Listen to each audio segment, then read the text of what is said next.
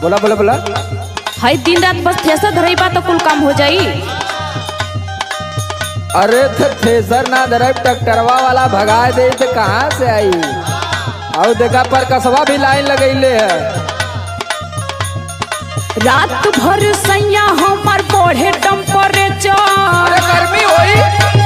हाँ हमारे चिंता बहुत हो जाला।